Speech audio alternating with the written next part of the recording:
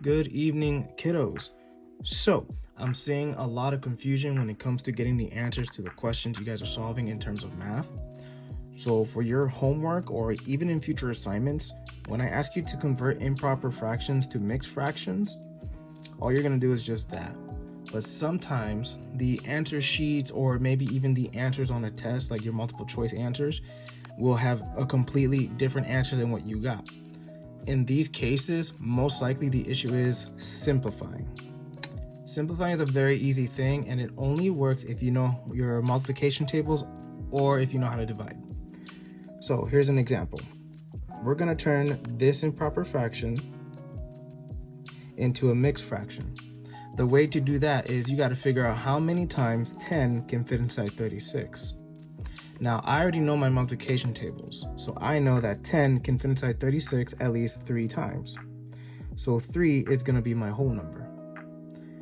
What we need to figure out is what fraction this is going to be. Now, we already know that for denominators, they don't change, so this will remain a 10. Now, to figure out what goes on top is very simple. We'll do 3 times 10, which is 30. Then we subtract 36 by the 30 we got from multiplying these two, and that'll give us 6. This is correct, but there's also other answers you can have.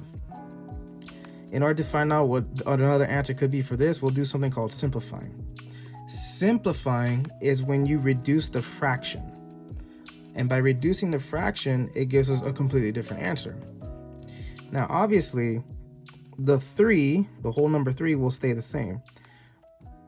But these two numbers, the numerator and the denominator, will change. Here's something you can do. Find out what number these two numbers can be divided by. If you know your division or if you know your multiplication tables, you know that we can divide both these even numbers by 2. So 6 divided by 2 is 3, and then 10 divided by 2 is 5. This right here is the same as this. If you grab your calculator and you do 6 divided by 10, it should give you 0.6. If you do 5 divided by 3, it should also give you 0.6. Oh, and this is a mistake. So 10 divided by 6 should give you 0.6, and then 5 divided by 3 is 0.6. I may have that backwards. Hold on a second. I'm almost positive I have that backward. Okay, so I was right the first time. So 6 divided by 10 is 0.6, and then 3 divided by 5 is 0.6. It's the same thing. The answers are the same. How did I get 6 divided by 10? Well, 6 divided by 10 is from this fraction, 6 over 10. 3 divided by 5 is this fraction, 3 over 5. That's how I got it.